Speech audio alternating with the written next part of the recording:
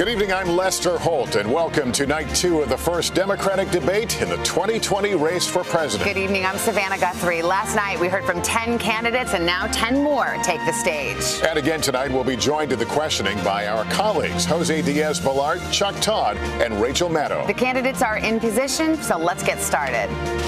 Tonight, round 2, Colorado Senator Michael Bennett, former Vice President Joe Biden, South Bend, Indiana Mayor Pete Buttigieg, New York Senator Kirsten Gillibrand, California Senator Kamala Harris, former Colorado Governor John Hickenlooper, Vermont Senator Bernie Sanders, California Congressman Eric Swalwell, author Marianne Williamson, and former tech executive Andrew Yang.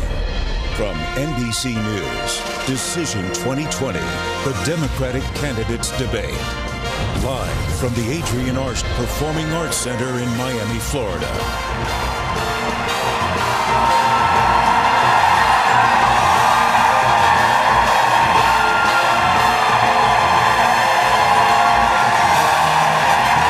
Senator Harris. There's a lot of talk in this primary about new government benefits, such as student loan cancellation, free college, health care, and more. Do you think that Democrats have a responsibility to explain how they will pay for every proposal they make along those lines? Well, let me tell you something. I hear that question, but where was that question when the Republicans and Donald Trump passed a tax bill that benefits the top 1% and the biggest corporations in this country, contributing at least $1 trillion to the debt of America, which middle-class families will pay for one way or another?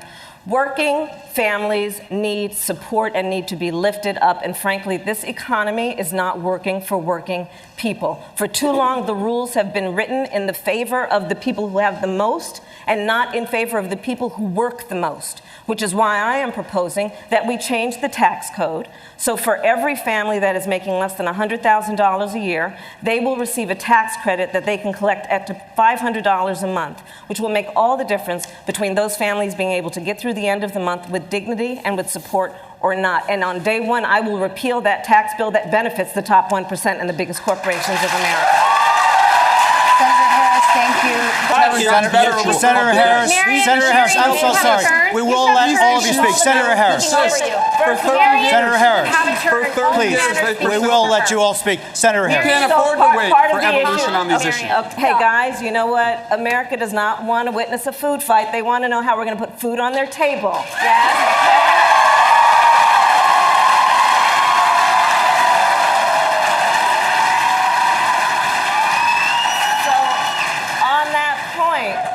Part of the issue that is at play in America today, and we've all been traveling around the country, I certainly have, I'm meeting people who are working 2 and 3 jobs. You know, this president walks around talking about and flouting his great economy, right? My great economy, my great economy. You ask him, well, how are you measuring this greatness of this economy of yours? And he talks about the stock market.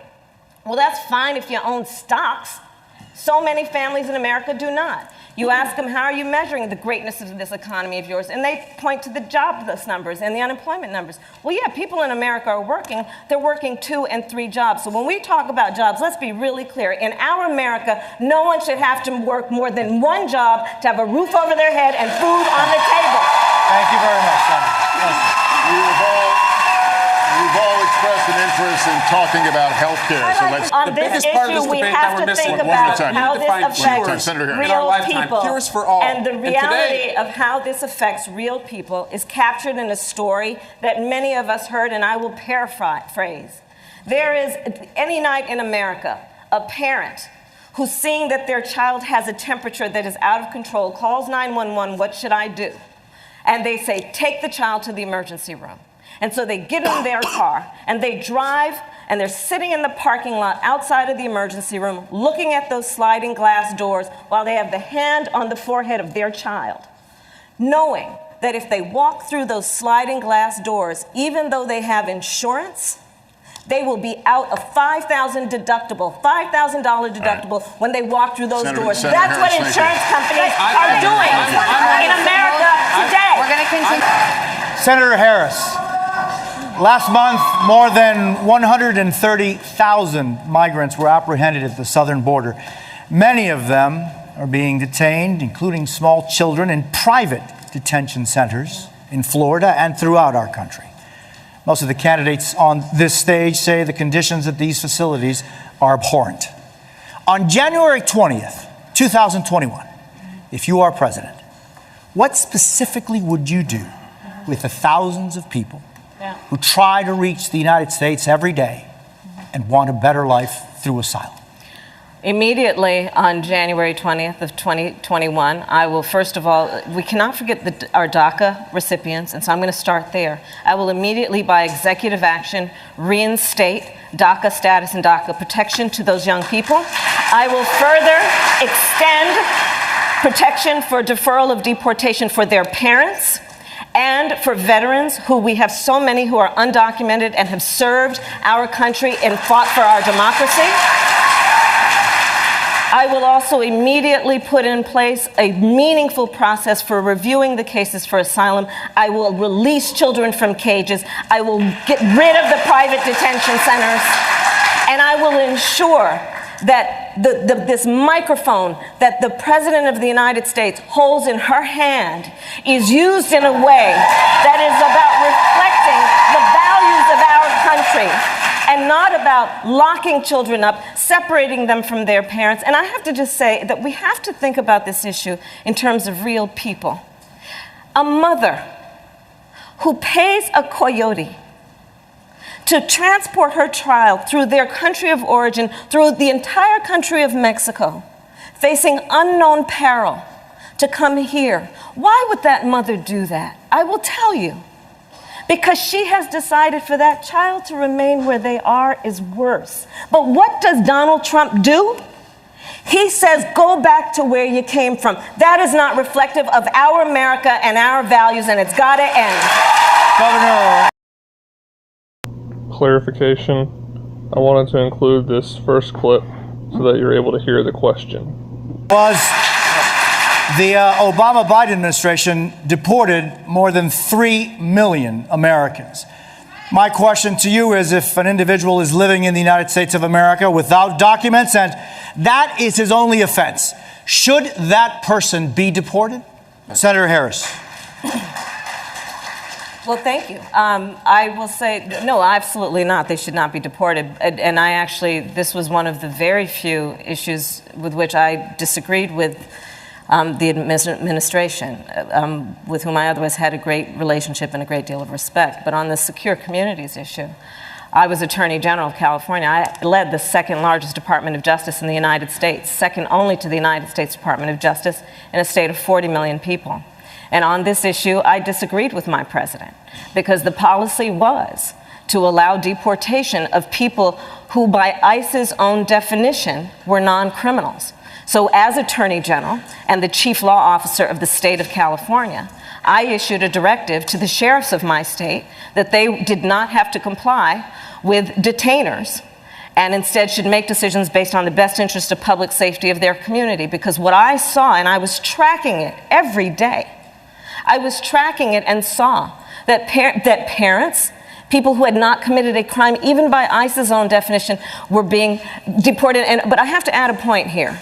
The problem with this kind of policy, and I know it as a prosecutor, Senator, I want a rape victim to be able to run in the middle of the street and wave down a police officer and report the crime against her. I want anybody who has been the victim of any real crime to be able to do that and not be afraid that if they do that, they will be deported, because the abuser will tell them it is they who is the criminal. It is wrong. It is wrong. Notice that in this clip, Buttigieg has asked a question, then Hickenlooper, and then when the moderators try to move on to another candidate, Harris interrupts, refusing to wait her turn because her input is so valuable. In the last 5 years, civil rights activists in our country have led a national debate over race and the criminal justice system. Your community of South Bend, Indiana, has recently been in uproar over an officer-involved shooting. The police force in South Bend is now 6% black in a city that is 26% black. Why has that not improved over your 2 terms as mayor? Because I couldn't get it done. One question, just because I think... Governor, I'll give you 30 seconds. I think that the question they're asking in South Bend, I think in cities across the country, is why has it taken so long? I do not believe that the average American is a racist, but the average American is woefully undereducated about the history of race in the United States. Ms. Williamson, thank you very much. Vice President Biden, we're going to get to you. Hang on, we're going to get to stage. I would like to speak on the issue of race. Senator Harris, if I could preface this, we will give you 30 seconds of this. We're going to come back to you on this again in just a moment. Go for 30 seconds. Okay. So, on the issue of race, I couldn't agree more that this is an issue that is still not being talked about truthfully and honestly. There is not a black man I know, be he a relative, a friend, or a coworker, who has not been the subject of some form of profiling or discrimination. Growing up, my sister and I had to deal with the neighbor who told us her parents couldn't play with us because we were black. And I will say also that in this campaign, we've also heard, and I'm going to now direct this at Vice President Biden, I do not believe you are a racist. And I agree with you when you commit yourself to the importance of finding common ground. But I also believe, and it's personal, and I was actually it was hurtful to hear you talk about the reputations of two United States senators who built their reputations and career on the segregation of race in this country.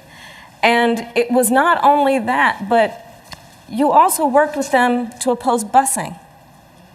And, you know, there was a little girl in California who was part of the second class to integrate her public schools. And she was bused to school every day.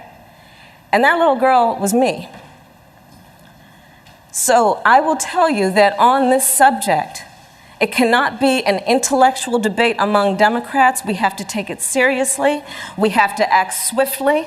As Attorney General of California, I was very proud to put in place a requirement that all my special agents would wear body cameras and keep those cameras on. Senator Harris, thank you. What I opposed is busing ordered by the Department of Education. That's what I opposed. Well, there was a failure of states to integrate public schools in America. I was part of the second class to integrate Berkeley, California public schools almost 2 decades after Brown v. Board of Education. Because your city council made that decision. It was a local decision. So that's where the federal government must step in. That's why we have the Voting Rights Act and the Civil Rights Act. That's why we need to pass the Equality Act. That's why we need to pass the ERA, because there are moments in history where states fail to preserve the civil rights of all people. I have supported the ERA from the very beginning when I ran Vice President Biden, 30 seconds, because I want to bring other people into this. I supported the ERA from the very beginning. We're moving to climate. We're moving to climate, guys. Senator Harris, I'm addressing you first on this. You live in a state that has been hit by drought, wildfires, flooding. Climate change is a major concern for voters in your state. It's pretty obvious. Obviously, this state as well. Last night, voters heard many of the candidates weigh in on their proposals. Explain specifically what yours is. Well, first of all, I don't even call it climate change. It's a climate crisis. It represents an existential threat to us as a species. And the fact that we have a president of the United States who has embraced science fiction over science fact will be to our collective peril. I visited, while the embers were smoldering, the wildfires in California. I spoke with firefighters who were in the midst of fighting a fire while their own homes were burning. And on this issue, it is a critical issue that is about what we must do to confront what is immediate and before us right now. That is why I support a Green New Deal. It is why I believe on day one, and as president, will re-enter us in the Paris Agreement, because we have to take these issues seriously. And frankly, we have a president of the United States. We talked about, you asked before, what is the greatest national security threat to the United States? It's Donald Trump. And I'm going to tell you why. And I'm going to tell you why. Because I agree, climate change represents an existential threat. He denies the science. You want to talk about North Korea, real threat in terms of nuclear arsenal, but what does he do? He embraces Kim Jong-un, a dictator for the sake of a photo op. Putin, you want to talk about Senator Russia? Harris, we're going to he takes the word of the Russian president over the word of the American intelligence community when it comes to a threat to our democracy and our elections. Thank you, Senator Harris. These are the issues that are before us, Chuck. I hear you. Thank you, Senator Harris. I'm going to go down the line here, and I'm asking you, please, for 1 or 2 words only. President Obama in his first year wanted to address both health care and climate. And he could only get one signature issue accomplished. It was obviously health care. He didn't get to do climate change. You may only get one shot, and your first issue that you're going to push, you get one shot that it may be the only thing you get passed. What is that first issue for your presidency? Senator Gillibrand. Passing a family bill of rights that includes a national paid leave plan, universal pre-K, affordable daycare, and making sure that women and families can thrive in the workplace no matter who they are. Oh, I like that. That was pretty good. Senator Harris. Then. So passing a middle class and working families tax cut, That's one. DACA, guns. Okay. I'm giving you credit for the first thing you said, the tax cut. I got you. Senator Sanders. Senator Harris, we're going to give you 30 seconds. Thank you. I think your idea is a great one, Congressman Swalwell, and I will say that there are a lot of great ideas. The problem is Congress has not had the courage to act, which is why when elected President of the United States, I will give the United States Congress 100 days to pull their act together, bring all these good ideas together, and put a bill on my desk for signature. And if they do not, I will take executive action, and I will put in place the most comprehensive background check policy we've had. I will require the ATF to take the licenses of gun dealers who violate the law, and I will ban by executive order the importation of assault weapons. Because I'm going to tell you, as a prosecutor, I have seen more autopsy photographs than I care to tell you. I have hugged more mothers who are the mothers of homicide victims, and I have attended more police officer funerals. It is enough. It is enough. There have been plenty of good ideas from members of the United States Congress. There's been no action. As president, I will take action. Mayor Buttigieg, I want to... Senator Harris, the floor is yours. Thank you. Well, I just want to leave you with a couple of things. One, we need a nominee who has the ability to prosecute the case against 4 more years of Donald Trump, and I will do that. Second, this election is about you. This is about your hopes and your dreams and your fears and what wakes you up at 3 o'clock in the morning. And that's why I have what I call a 3 a.m. agenda. That is about everything from what we need to do to deliver health care to how you will be able to pay the bills by the end of the month.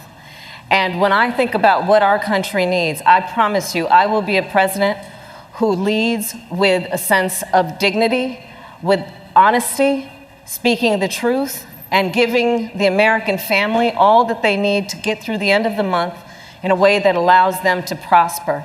So I hope to earn your support. Please join us at KamalaHarris.org. Senator, thank you. Mayor Buttigieg.